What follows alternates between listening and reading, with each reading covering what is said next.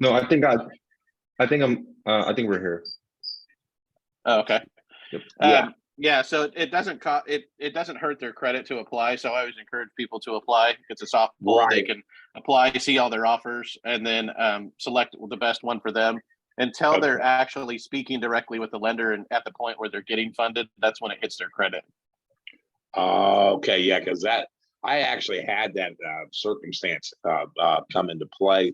A lady had perfect credit, and she had 4 hard inquiries, and it messed her credit from like an 800 Yeah. down to about 615, and it was Yeah. based on them hard inquiries, and that's one of the biggest things. So basically, you're saying until it's basically approved, there won't be no Mhm. hard hits. I mean, it's basically Yeah. approved. Yeah, because we would ruin somebody with, with 12 to 15 different lenders, and we were pulling a hit for every single one. We would ruin somebody. So our Right. underwriting does everything, gets them the offers, and then once they select that offer, they're transferred to the lender to verify who they are, and then they give them their routing numbers and everything, and then once that's approved, final approval, that's when it hits their credit. So it's only one pull. Okay, that is fantastic. Is there? Yeah, because I actually am in the process of my business partner. He's trying to get a loan, and we was talking to some people, and they didn't come through. And I thought, well, you know what? It's a problem. I didn't know you guys did that type of loans. I thought it was just for swimming pools or whatever. But is there somebody that I could contact like after our meeting? Yeah, I would go on Acorn. I'll put it in the chat if you can see the chat. Yeah, let's see. Oh, yeah. I don't know. I can just go to your website. What you're saying, right? Acorn.com. Yeah, go to acornfinance.com. And then you can apply for a business loan or a personal loan. Okay. And then with the larger amounts, like you guys are doing with pools, because that's how Smart Right. Patio is too, is their average tickets, $50,000 to $80,000. Right. Make sure that you have a co-borrower on the app, because it is based on a debt to income. So if you're talking to a homeowner and they have a large house, that's a huge debt. And if there's two homeowners, put both of them on there to split that debt across two people, and you'll get a much better rate. Right. Yeah, because one of the things with this individual's credit was they tarnished it because she had like 45% of her total. She used up 45% of her total, if that makes sense. Yeah, that's her debt to income. So that's high when you're at 45%. That's why it's best to have a co-borrower on that application to lower that down a little bit. Right. I mean, and that whenever you said that 560, because her credit was down to like 615, do you still think that it might be doable? Yeah, I mean, definitely. I think you said like I've seen it 560. happen.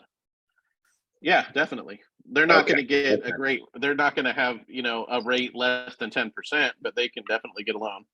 Okay. Well, that's huge. Yeah, they're he was trying to go for like a 6 or 7, but you're saying that is doable with a 615, right? Yeah, for sure. Oh, okay. Well, then, yeah, I'll definitely be probably giving you some business today. Sounds good. Thank you very much. Awesome. Perfect. Rafael, do you have any questions? Yeah, we missed the first. Abby and I missed the first part of the call, but we wanted to know, like, how do we what's to sign up for the portal for our customers? Where do we go? Yeah. So I can send you a link, Rafael, and you can just use that link and sign up for Acorn. Rick had us sign up for Pool Better Marketing Pro, so you guys can just kind of sign it up under that same umbrella. So I can send you. Yeah, there'll be no onboarding either. So when you sign up, you'll sign up through his link, and then immediately the application will maybe take you 2 minutes. It's not like you guys have to upload anything from your company. And then once you're signed up, you'll get a email that says create the password, and then you'll be into your portal and ready to offer financing. Oh, awesome. Okay. And you're going to send that to us today? Yep, I'll send that over to you today. Okay, fantastic. Perfect. All right, Rick, I think it's about time we kind of let you take the floor and talk a little bit about your sales background. And I know we've talked a lot at the expo as well. We had a previous call where you pretty much hyped me up all about your 10-step sales process. So I kind of want to dig deeper into that.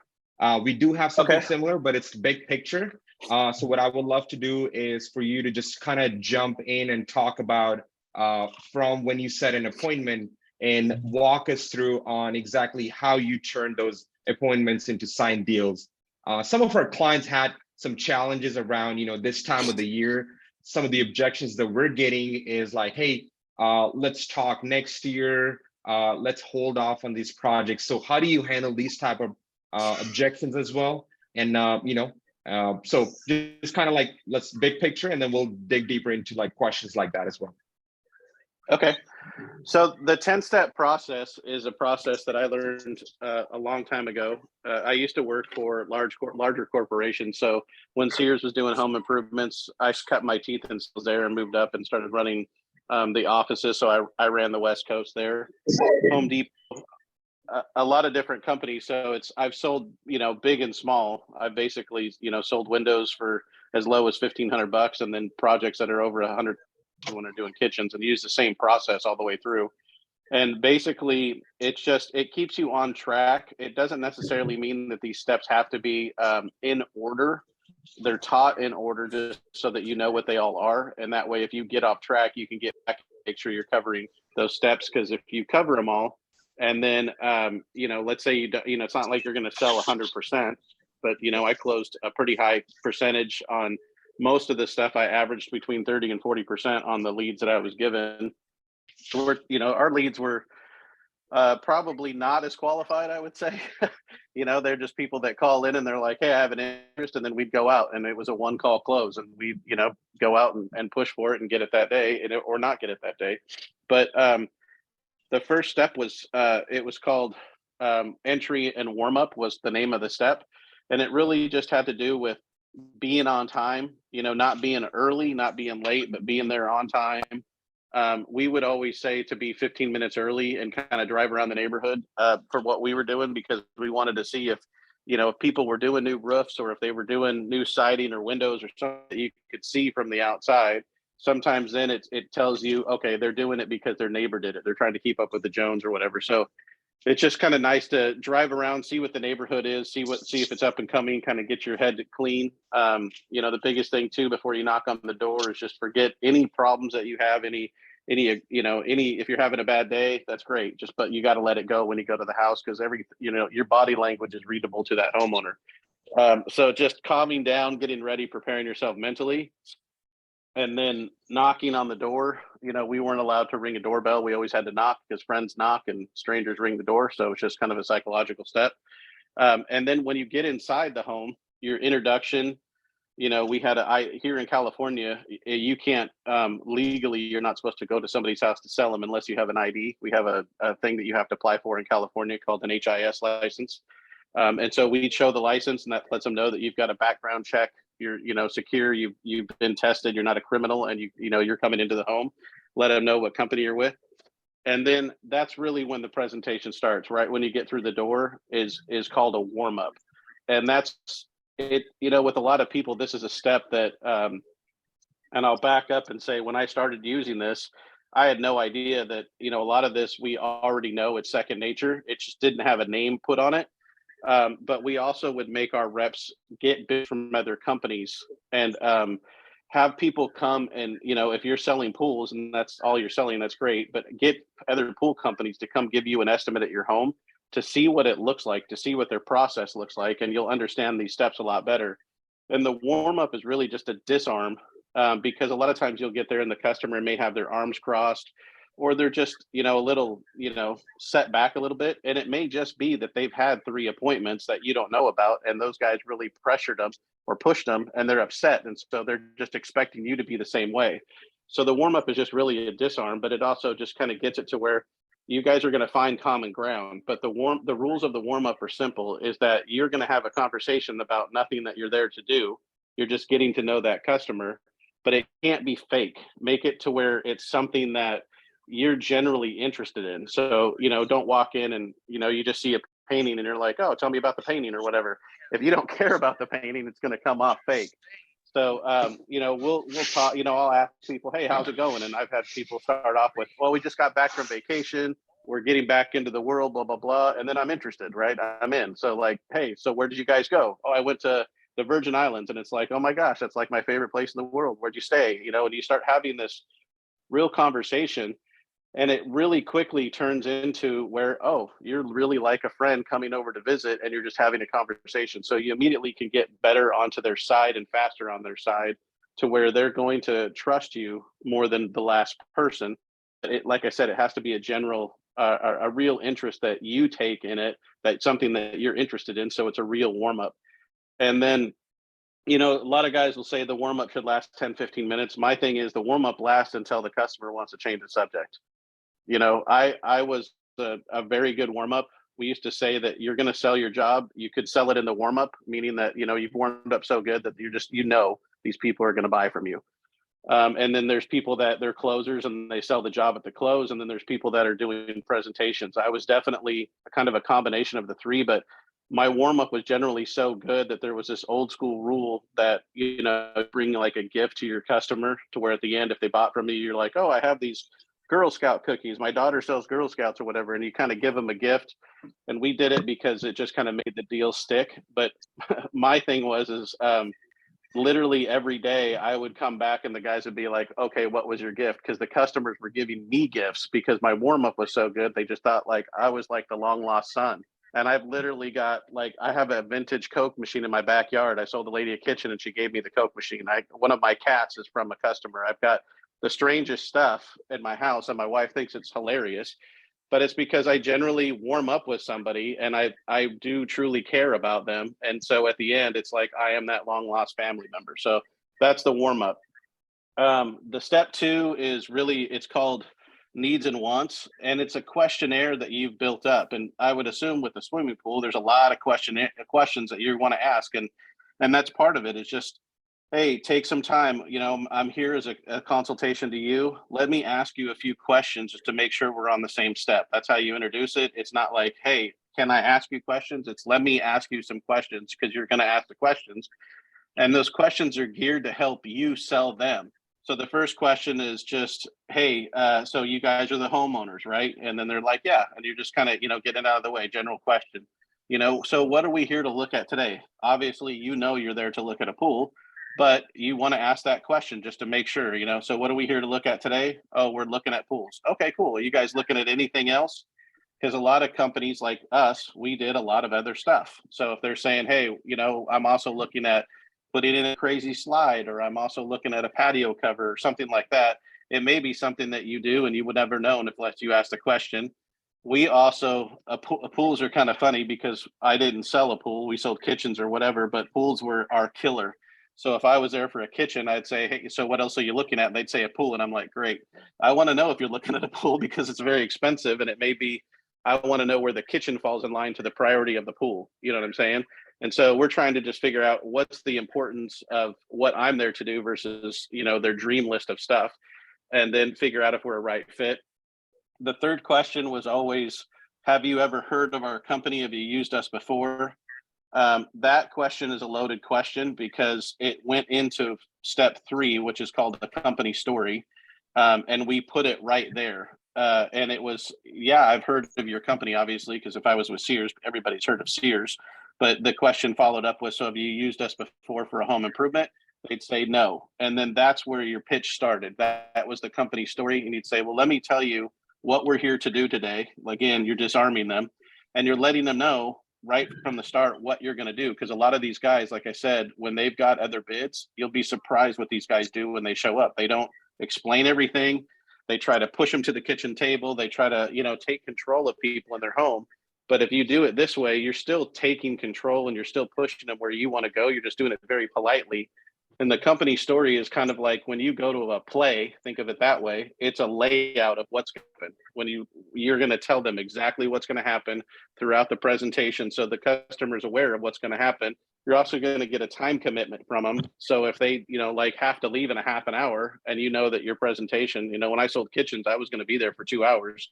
If they say I got to leave in a half hour, cool, I'm going to reset this for another time. And the reason why is because in my company story, I'm going to tell them, hey, I'm, you know, and I'll give you, here's the actual company story so you can kind of see the points. But I'd say, okay, so You've never used us before. Obviously, you know who Sears is. We've been in business 110 years. But let me kind of just walk you through what we do here today so you understand. And the first thing is I'll tell you a little bit about the company. Obviously, I don't have to go into a lot of detail about Sears, but a lot, you know, we tell you about the company. I'm going to show you the products that you guys want to see today and really go through a good install so that you know how the product is installed to your house and what the warranties are. But most importantly, I'll give you a price today. And that way, if you guys feel that, you know, you can answer yes to all three of those things, we can move forward. If you don't answer yes to all three of those things, it's great. We'll part as friends, but at least you're, you know, educated enough to make a decision down the line. Does that seem fair? And then they'd say, yeah, great. And then I'll get into, so at Sears, we've been in business, you know, whatever, how long we were, 100 and something years. You know, the big thing that we did differently was we are here to make sure that we do this job right and to a way, because, you know, at Sears, you're basically $1 million customer, and we don't want to jeopardize that relationship. So anything that we do here, we just have to make sure that at the end you're happy enough that you want to come back and shop at the store. See, you know, so you're building a reputation with them. And the biggest thing that we'd say is there's a lot of people out there, just like with pools. You know, the thing with pools, and I'm not sure about pools, but I'll make it up to say, you know, if you use the wrong concrete, it could crack later on. You know, the worst thing you want to do is spend $50,000-$60,000 thinking you got a great deal on a pool, and they go and spray everything and it leaks 3 years down the line. Now you got to spend $50,000 to $80,000 to get a new pool, and now your pool costs you, you know, almost $200,000. And they're like, yeah, and I would have articles to show to back that up. You know, if there's a fragmented industry about pools, I have third party stuff that I can talk about. And the pitfalls. The other thing you have to worry about is, are the people licensed and insured? Is it something that I'm going to put my house at risk to do this project? Because, you know, there's a lot of problems with that. And then, but you can kind of see through what I'm saying is you set up your company story in a way that it lets them know, this is me, this is what I'm going to do, and I'm going to ask for an order today. And if you could say yes to all that, that's when we're going to move forward. And so your company story should be set up in a way that it builds you up. It talks about a fragmented industry and the pitfalls of your industry. And it also gets into step 4, which is price conditioning. You'll know that when I said pool, you could spend $50,000, $60,000 doing it the wrong way.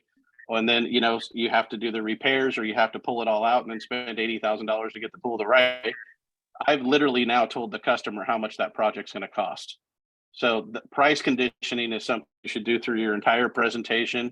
You should drop little hints here and there to where when you get to the end, it shouldn't be one of those things like, oh my God, you know, I got to step back, because it answers one of your questions that you asked me earlier is, oh, I can't afford this. So I didn't know how much this was going to cost. By the time I get to the end and I present a price, and trust me, Sears was the highest priced home improvement that you're ever going to do. It was always at the end, okay, cool, that falls in line with what we thought it was. And it absolutely does not fall in line with what they thought it was. You made it that way because you price dropped it so many times that they went from, I think a pool is 25,000 to where, yep, I was right. A pool is $50,000 to $80,000, you know? So price conditions hugely important.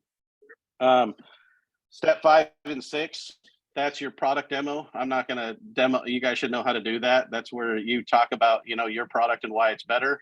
Step 6 is getting into the install and how you guys do it and why it's awesome and your install is better than everybody else. And I know nothing about installing a pool, so I'm going to leave that to you guys. Step 7 was a pre-close, and that really is, by that time you've been in that customer's home probably an hour. Step 7 is a list of the stuff that makes you different than everybody else. So when I was selling kitchens, for example, if I did a refacing, I'd say, hey, let me go over everything that we've covered. I've been here a little bit. And I just want to make sure before I give you the price that everything that you wanted in your dream list is in there. And they'd say, okay, great. You know, and it just, you know, makes sure that you listen to the customer, but it starts out and it's like, we're going to replace all the drawer boxes. So again, I showed you the drawer box. We take yours out, we throw them away, we custom build them, put new drawer boxes in, new glides at, you know, 150 pound load on the glides. They're like, oh yeah, I totally forgot. You guys are doing new drawer glides. And it's like, when they start saying that, it's like, yeah, because a customer doesn't listen to you all the way 100% when you're doing your demo. So this way you're covering it again. But again, you're really just building the value because you're going to be presenting a price, and that value has to outweigh that price that you're going to give them. So we had a list of probably 20 different things: the drawer boxes, the glides, the colors, the style of the door. With the pool, there's all kinds of stuff you could do. The rocks, the color, what's on the top of the pool. Is it got, an aggregate? Is it smooth? All that kind of stuff. But you want to go over each little detail because, again, you're building the value. And the more stuff that you can go over and go through that list, it's like it's building that they're getting the value built in their head too. Like, oh man, this is going to be a lot of money. And that's what you want. You want them to think, you've been pitching, say $80,000 the whole time. And you want them to think, man, I probably picked out a pool that's going to cost me $100. That's where you want them when you go to close. And step 8 is presenting the price. We presented the price a little bit different. This is a more aggressive way to do it.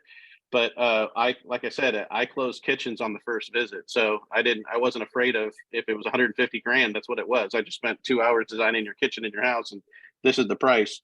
But we basically on step 8, we had a sheet that was made up. The very top line literally said retail price. And we would write down whatever that retail price was. If it was $80,000 and hey, I'd write down $80,000 and I'd look them right in the eye and say, I know that's less than you were thinking, but let me show you how it gets better because I don't want them to talk. And that was the point of putting down the retail price. Again, I price conditioned you for 2 hours. I've been saying $80,000 for 2 hours. I've been building the price up. So when I write down $80,000, there should be no really surprise that that's what the price is. And then I say, hey, I know, but it gets better. Let me go ahead. And then we had a coupon offer. This offer is good for the next 30 days. You guys called us out because we had a mailer. So let's take that off. It's $1,000. So now you're down to, $79,000, whatever it is. And then just say, okay, so let me show you when you invest into your home, how it kind of gets money back. And then we'd have it down on the bottom to where if you invested, $79,000 into your home, we'd have something.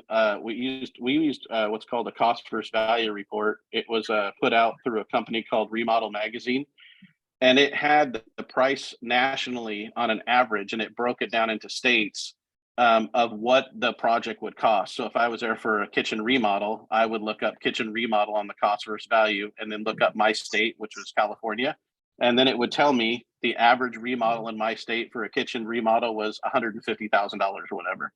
And I'd say, so you can see here's your average. This is where I'm at. And then the cost versus value also told you this is how much value it added to your home.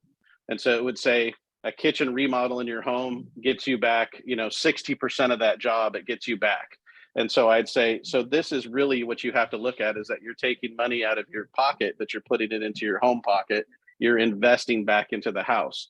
And the homeowner's like, oh, okay. And so you can think about, you do this right. You do it right the first time with the right homeowner. It turns out exactly the way you want. It's beautiful. It's increasing your house value this much money.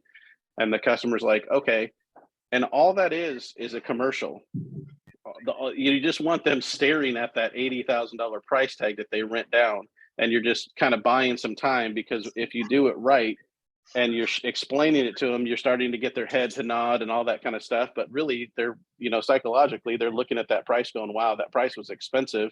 But now my husband's nodding his head. I feel like we're all kind of moving forward, and you're getting everybody in kind of the yes mode.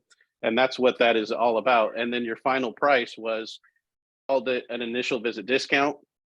There's a story behind it, obviously. And we would tell them, the example I'll give you is, if you went to Vegas tomorrow, how much would that plane ticket cost? And it kind of threw the customer off. And again, I just want them thinking about that price, but answering different questions other than yes or no.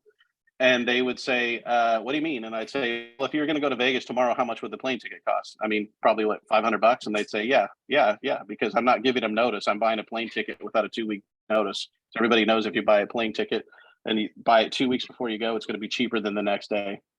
And they'd say, yeah. And so you'd say, okay, so if you bought that same plane ticket, but you pushed your trip off for 2 or 3 weeks, how much would the plane ticket cost? They go, it'd be much less. And you go, so we do the same thing with our home improvement products, because we have so much inbound calls that we like to schedule people and their time a little bit more wisely.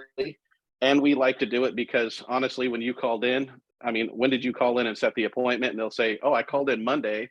I was surprised you could get here so soon on Friday. And he'd say, exactly. And I cover a large territory, like I told you in my company story. So we like to set people out when we can have time. But it would also be the same as if they called you today when I was on my way to your house and said, hey, unfortunately, Rick can't make it today. I'm sorry. but he has another appointment and we'll have to reschedule. And then I'd look at him and say, would you be upset about that? And they'd say, yes, obviously.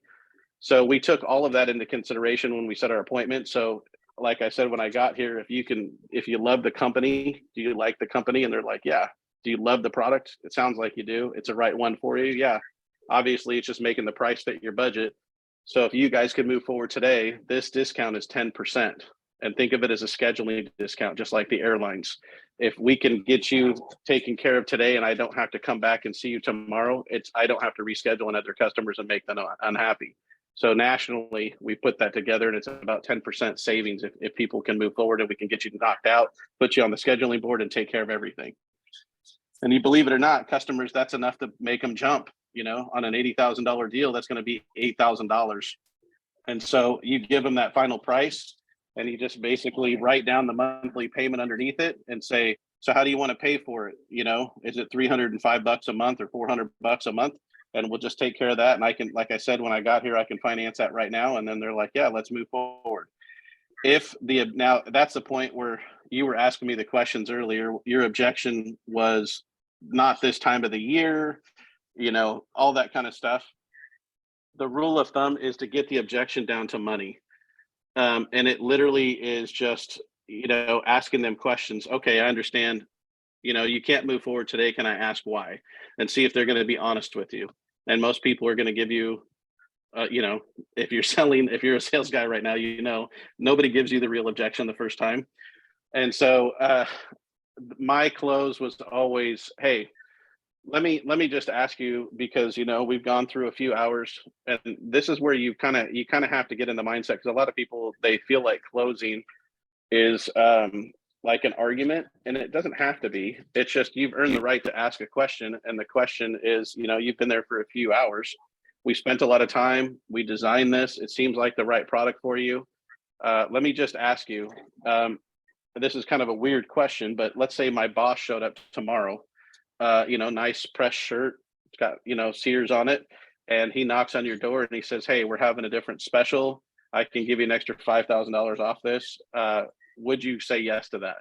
And the customer's either going to tell you yes or no. Most of the time, it may be no, or it may be like, "Hey, it would make me think about it." Sure. And then you say, okay, and let me just ask you one more question. If my competitor showed up and he had a broken truck and he gets out and there's cans falling on the ground and he comes up and knocks on the door and he's like, "Hey, remember those guys came out? I could beat their price by $10,000. Are you going to go with that guy?" And they're going to say no. And you go, okay, that kind of really takes me down to a thing that it sounds like this is right for you, but the price may be just a little too high. So let's really just roll up our sleeves and work together, because coming up with the price, that's the easy part for me, because it's just putting stuff in slots, but making it fit your budget is something that's a little bit harder. And so let's roll up our sleeves and work together and make sure we get the right budget for you. Does that sound fair? And the customer will generally say, yeah, okay, cool. Now you've got rid of every objection other than how much does this cost and how can I get it? Because that's where you guys can shine with financing. Maybe it's you pull off something on the pool to make it an extra 10 grand cheaper. You put it on a program that buys you some time to where, hey, you're not going to have a payment for a few months. That's really, it's always really about the money. That's the only objection. If they're really going to buy from you, it's always about the money. And so the quickest way you can get a customer to that, it narrows down your objection. We had, one guy that basically would go through the objections like, well, do you got to pray about it? Do you got to do this? Do you got to do that? And the people were like, no. It's really always about the money. So the faster you can get the people to agree that it's just a little bit too expensive and that's why they're not moving forward. And it's just a nice way of putting it in their court to say, hey, let's roll up our sleeves and work together and find the best possible solution. And then they're like, you're right. Because, you also want to bring up the fact that you spent 2 hours there, because the thing is if they don't buy from you, they're going to go through this whole thing with somebody else. And how much time do they have to go through another presentation of 3 hours and designing all this stuff and going through it when you've done everything and you're the right guy, you got the right product, they love your pool. It's just not going to work with somebody else. So just close it that day and get them to agree that it's money and figure out how to make it affordable for them. That's it. So step 9 is closing the sale, and step 10, I would say, is the most important. And I kind of mentioned it earlier. We had guys that would give a customer a gift.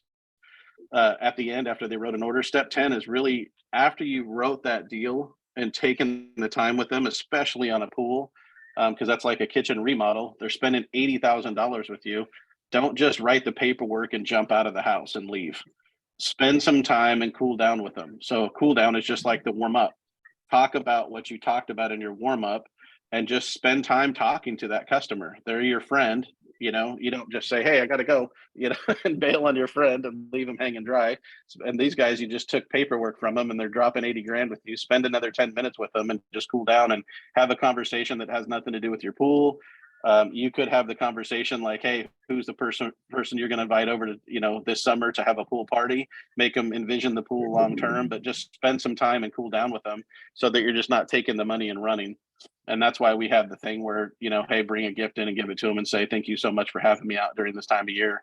I appreciate you guys. We appreciate your business and, you know, have a gift or whatever. But that's the 10 is probably the most important thing because it would stop people from having really, really high cancellations. And that's it. And the buyer's remorse, that's probably for Yeah. step 10. That's awesome. Yeah, definitely. Yeah, this was great. Thank you so much, Rick. I do have a few questions just for you.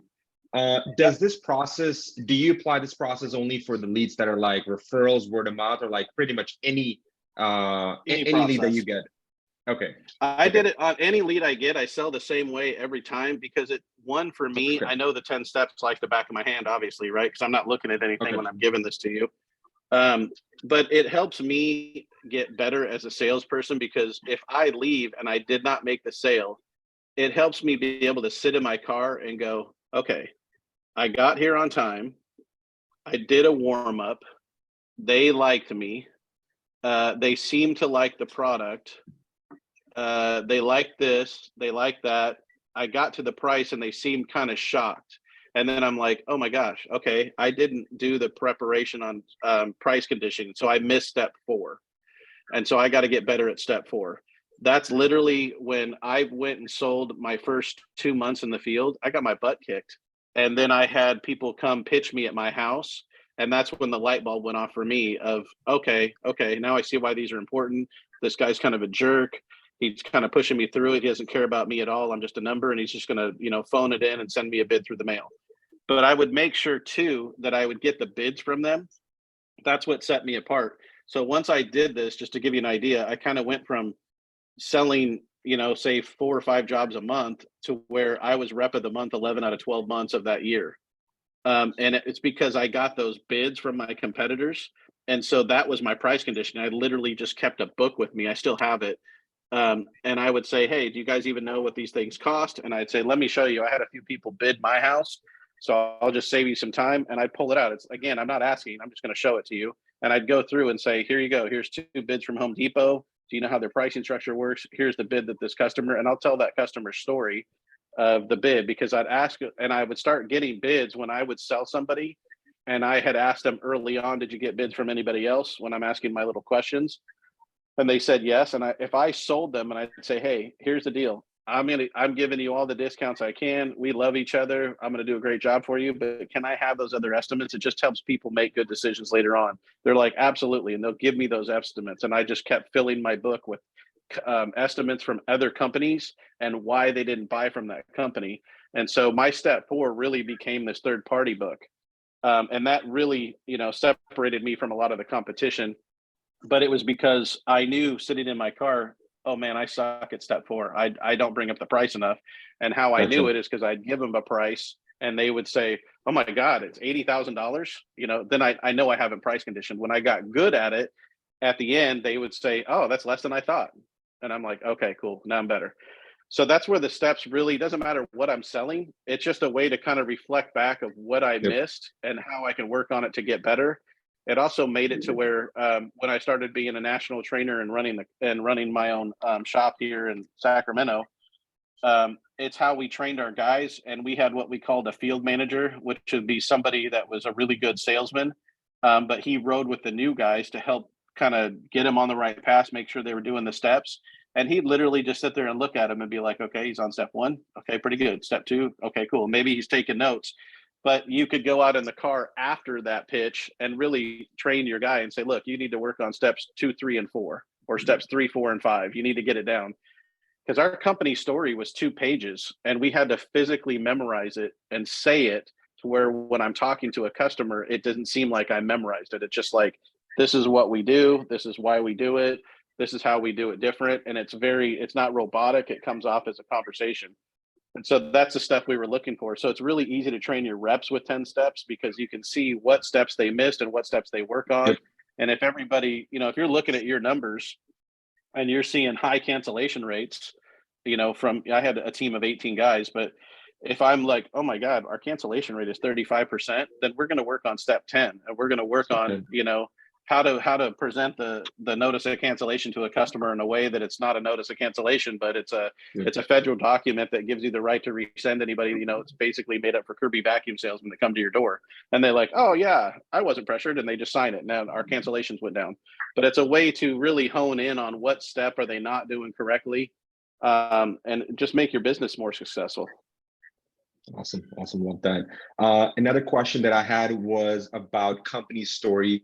I don't know if a lot of our contractors have or they tell the company story as part of their sales process. So from your experience, how important is telling a company story and pre-handling objection in the sales process? Oh, it's huge. You want to tell them who you are. Even if you've only been in business for 3 years, that's great. But you probably were an installer for 20 years. And you want to get that across, get it out there. Your company story is about why you're in business, why you're different. I have a buddy that's only been in business for 3 years, and he's killing the numbers right now on bathroom remodels. And I went and helped him for a couple of months just to kind of help him going. And his company story is amazing. He worked for a huge company here in Sacramento called Yancey. Everybody knew who they were, but the reason he left is their install practices weren't what he liked. They subbed everything out. They couldn't control it. The installs just got out of hand. And so when you look online, that's why the reviews sunk. And he said, as a person running a sales team and just who he is, a person of faith, he just can't work and know in his heart that he's doing the right thing by customers. So he started his own company, and his reviews are amazing. And it's because he takes the time to select his contractors, and they're guys that he's worked with for several years. He's like, they're people that I would let in my house and blah, blah, blah. So he has this amazing story, and people are they love him and they trust him. They want to move forward. But in it, most people would go, God, they've only been in business for 2 years. It doesn't matter. His story is different and why he did it. And so you really have to have that story and about your compassion and why you're doing what you do and how you're different from everybody else. In flip side, if you've been in business for 30 years or whatever, that's amazing. I mean, that's a milestone in our industry. Since it's a fragmented industry, you should be talking about that. But it really, like I said, it sets the tone. It gives them a map of where you're going. And there's customers that just like that, because if you're not holding your customer by the hand and walking them through your presentation, they're not with you and they don't care what you're saying. And the company story kind of puts it in that way to where, hey, this is what I'm going to do today. And I feel like it should always start out, regardless of who I work for, it always starts out that I'm here today for you. I'm going to tell you a little bit about the company. I'm going to tell you about the product that you're looking for. And then most importantly, I'm going to give you a price. Those are always the 3 things, no matter who I work for. That's always the 3 things.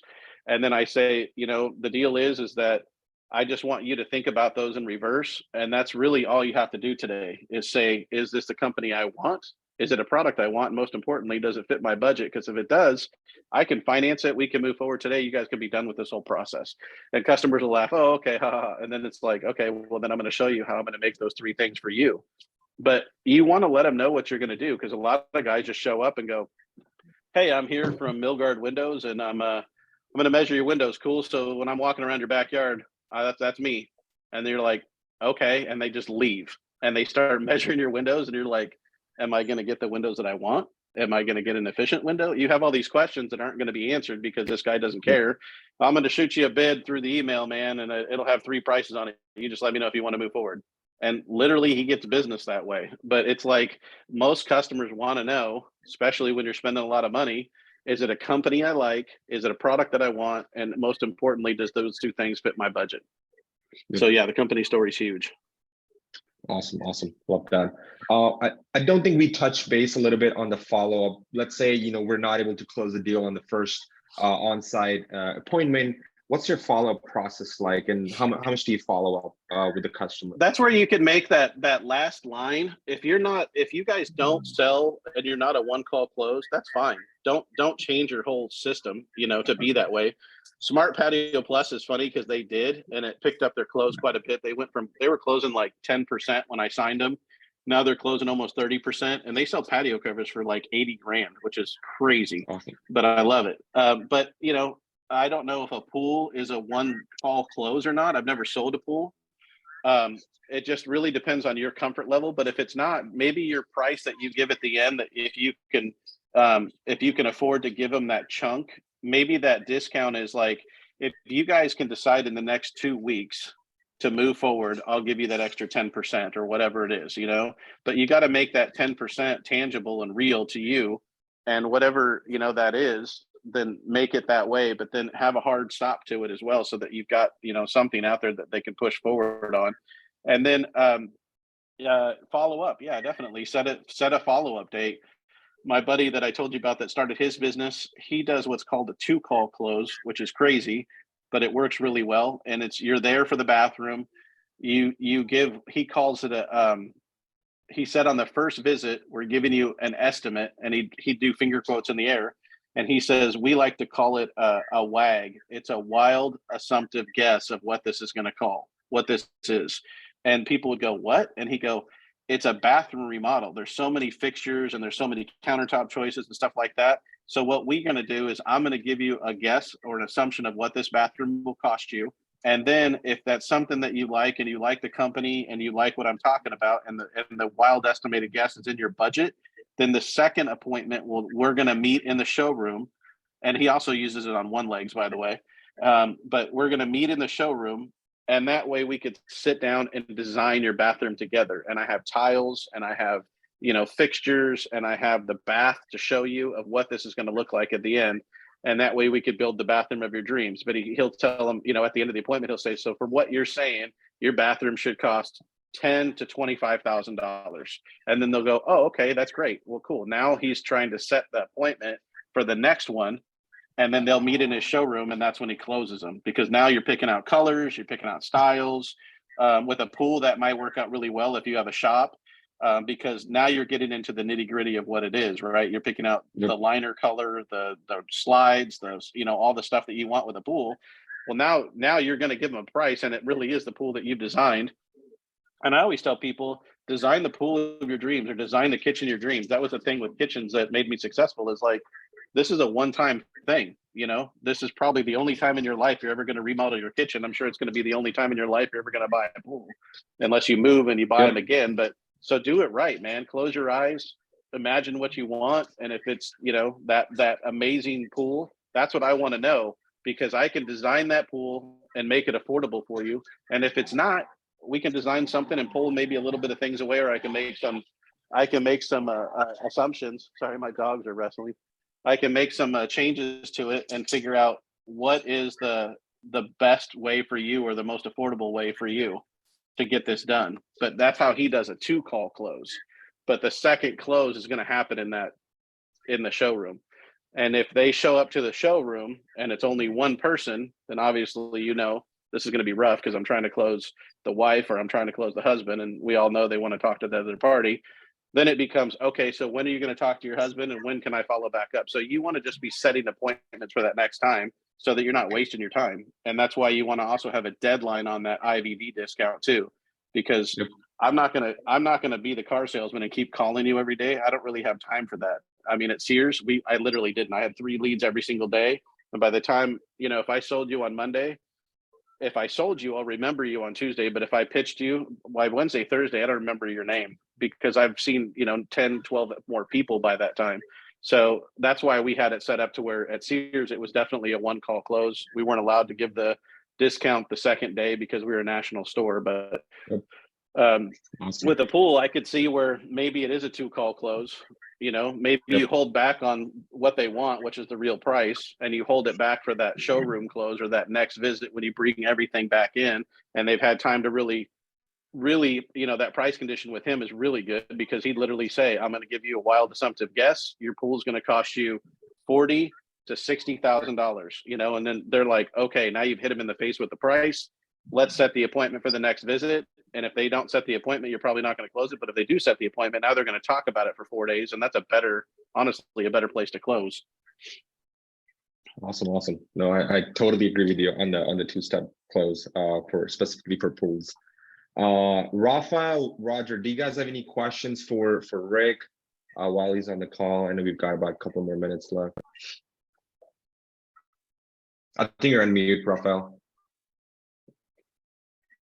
If you guys have the 10-step process that you can send us so that we can on our own time kind of review it and go through it and kind of make it kind of adapt it to our company and our business and definitely put that into use, because there's a lot of things that you do that I don't do that I'd like to try some of those things, I'm more like to keep it simple type of sales, where I don't like to overwhelm the customers with too many selections or too many things. And I'm also kind of like you, where I don't pressure them too much, and I give them a fair price. And we will follow up. We will show up 15 minutes prior. We will send calendar invites. We will confirm an hour before. Like, there's a lot of things that we do in our in our system, but I definitely saw a lot of things that I would like to apply, maybe create or adjust your 10-step process to maybe ours is 7-step, but it's definitely valuable. Exactly. Definitely valuable, and I appreciate you sharing that with us. Yeah. So what I'll do is I have my old training manual, which is funny because Sears isn't in business anymore. So I kept it when they went out of business. Kmart ran them into the ground, and I was like, I'm keeping this. So I'll send the copy over, and that way, Syed, you can send it to everybody. But that way, I'll send the 10 steps what they are, and then I have the sheet of the actual company story that we had, so that you could see it and read it and just kind of make it your own. Because then you can really see the points of the company story, what I'm talking about. And then maybe you just sit down one day and type out your own. But the biggest thing I would say too is, man, if you don't have a pool and you sell pools, you're in the best position ever. Or maybe go to your buddy's house and get a freaking pool bid and see what your competition does. Because I promise you, it'll change your life.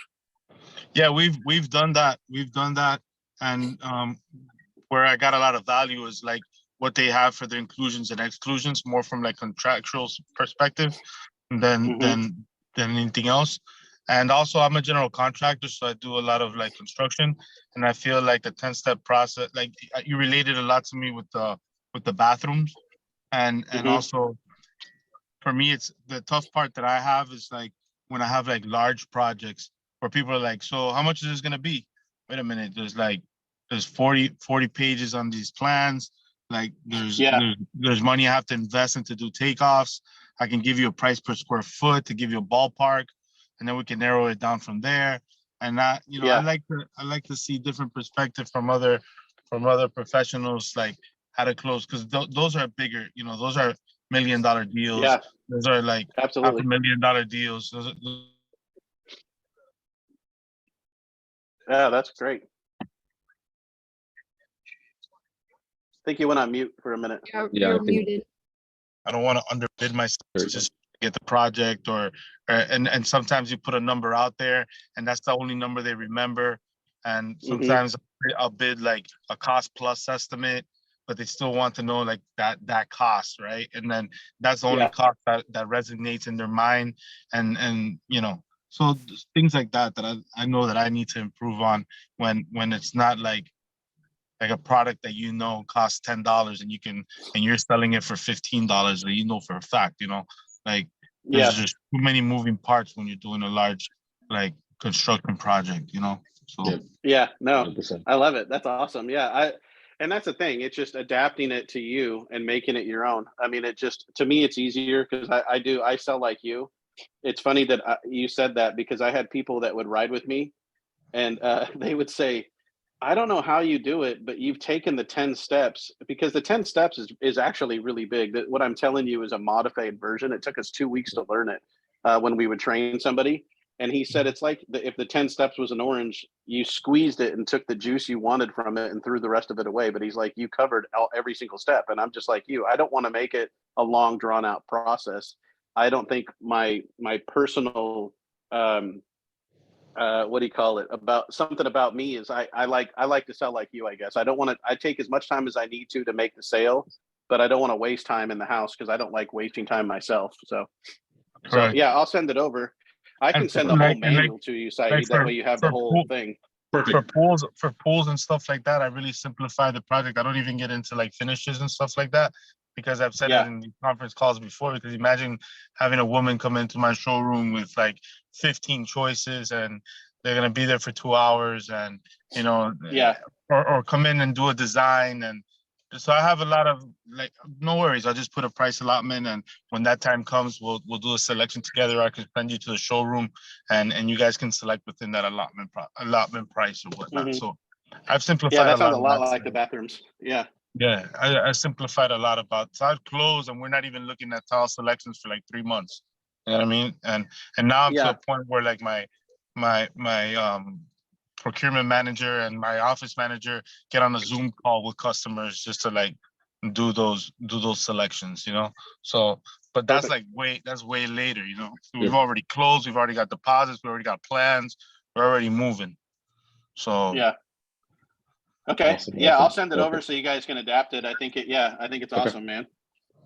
Nope, I'll definitely send that over. Thanks, Rick. Thanks, Rafael. Roger, did you have any questions before we kind of wrap it up? I gotta roll out, guys. I'm so sorry. It's No worries. I have an appointment right now, but thank you so much. This was very valuable information, and we're definitely gonna register on Acorn. And I really appreciate all the information you shared, Rick. And I look forward to even speaking to you again in the future. So thanks, man. I'll stay on the rest of the call, Rafael. All right, thank you, Abby. All right. That's Abby, by the way, my office manager. Hi. She's the best. Hey, Abby. I heard you're the best. Oh, thanks.